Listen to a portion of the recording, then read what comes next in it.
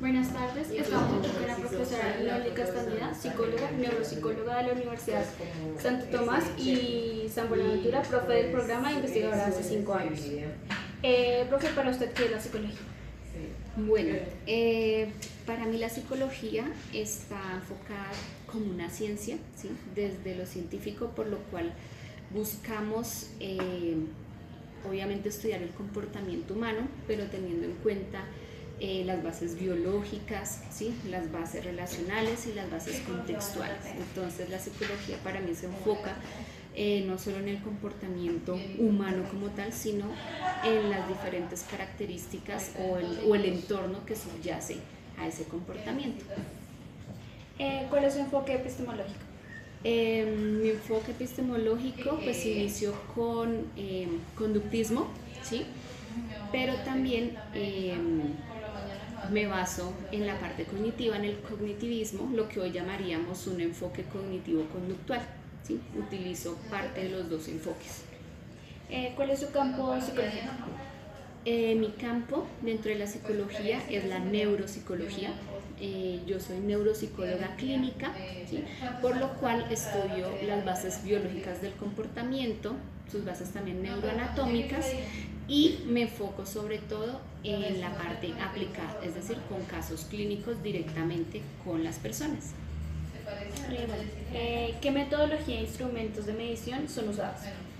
Dentro de la neuropsicología utilizamos una serie de tests o pruebas con el fin de poder dar cuenta del funcionamiento cognitivo de las personas.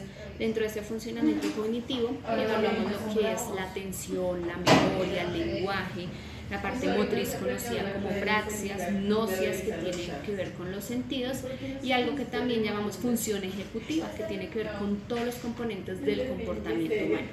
¿Qué autores aportan a su proceso como psicólogo? Desde mi actual campo, todo lo que tiene que ver con la corriente pues cognitiva o construccionista, sobre todo con los estudios y trabajos de Luria, Vygotsky, Piaget, porque son como la base cognitiva. Y actualmente me baso en trabajos realizados por una neuropsicóloga que se llama Bárbara Wilson, que es experta no solo en evaluación y diagnóstico neuropsicológico, sino también en rehabilitación de pacientes con daño cerebral. ¿Qué procedimientos e investigaciones aportan a su conocimiento neuropsicológico?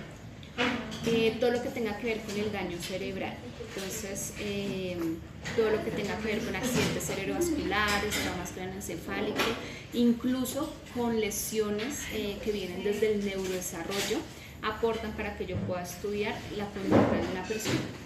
¿Qué investigaciones han aportado a lo largo de su carrera y cuál ha sido las más significativas a nivel personal? Investigaciones en torno a daño cerebral, ¿sí? Me formo dentro de las ramas que tiene la neuropsicología, me formo en daño cerebral, sobre todo en población infantil, y en este momento que hayan aportado a mi vida en mi investigación ha sido el trabajo que he realizado con enfermedades raras, huérfanas o poco frecuentes, donde trabajo con niños que presentan enfermedades de alteración del metabolismo, sobre todo de la parte lisosomal, que afecta tanto su parte física como cognitiva. Entonces en este momento toda esa rama aporta mi trabajo académico y científico. ¿Qué bases neurológicas afectan la conducta de un sujeto?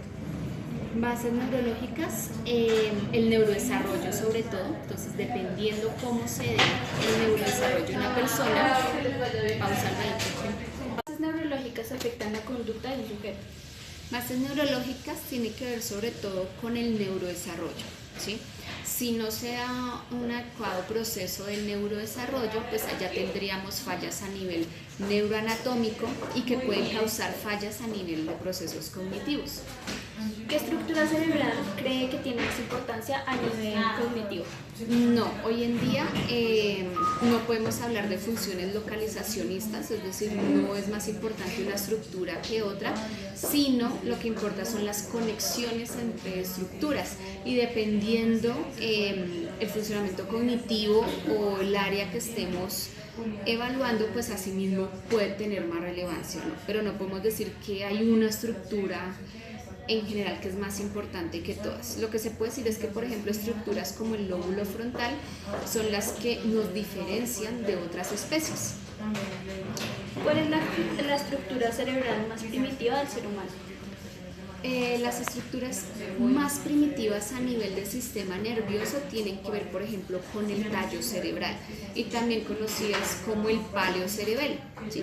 ¿Por qué son las más primitivas? Porque compartimos esta estructura con otras especies.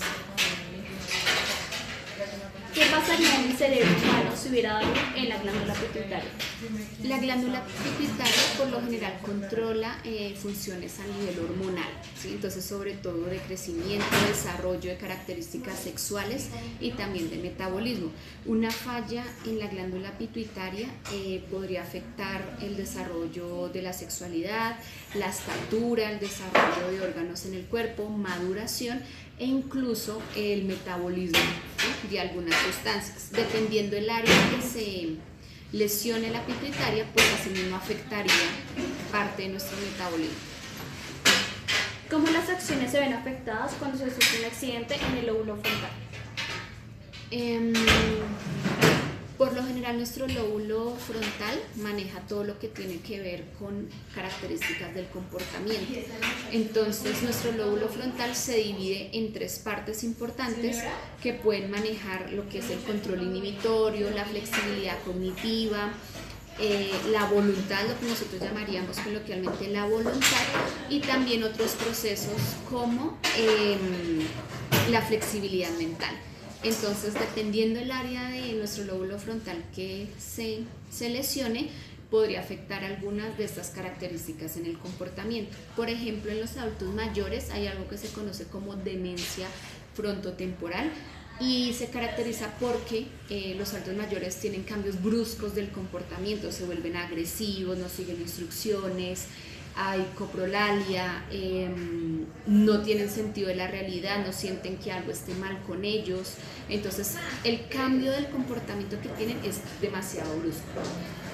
¿Podría mencionar un tipo de daño cerebral en una persona con características psicópatas? ¿Un tipo de daño cerebral en una persona con características psicópatas?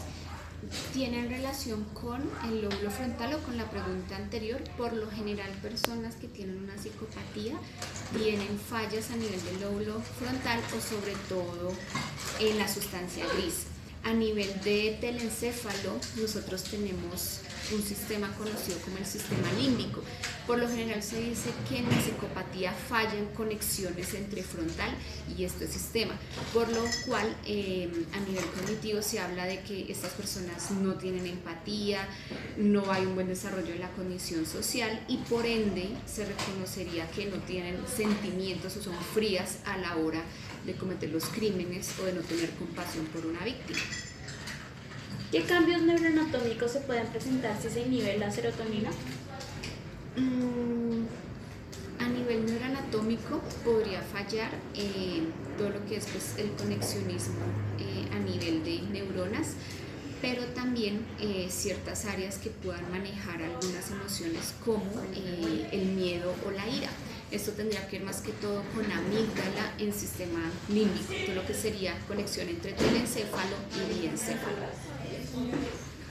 Cambios a nivel neuronal se pueden presentar, por ejemplo, con el consumo de sustancias psicoactivas. Con el consumo de sustancias psicoactivas puede fallar lo que son las sinapsis químicas, debido a que la mayoría de sustancias químicas que ha creado el hombre, su base son los neurotransmisores que produce nuestro sistema nervioso. Entonces, por ejemplo, dentro de las drogas psicoactivas que más pueden causar daño o un daño directo al sistema nervioso central son las drogas inhalantes. Entonces, por ejemplo, una heroína, un bazuco, una cocaína, al ser aspiradas por la nariz llegan directamente al bulbo olfatorio, lóbulo frontal y pueden no solo dañar a nivel orgánico, por ejemplo la nariz, las personas pueden presentar anosmia, pérdida de la sensación olfativa, sino que a nivel cerebral los daños tienen que ver con el tejido cerebral. Entonces primero se altera la comunicación neuronal, puede haber muerte de tejido y segundo, las sinapsis químicas dejan de ser funcionales. ¿Por qué? porque las neuronas tienen un sistema de memoria donde dicen, si ya está la sustancia en el cerebro, no tengo por qué producir el neurotransmisor. Entonces, dejan de producir el neurotransmisor y aquí es donde viene, por ejemplo, los síndromes de abstinencia. Bueno, muchas gracias, profesora, por su atención. Vale, gracias. Adiós.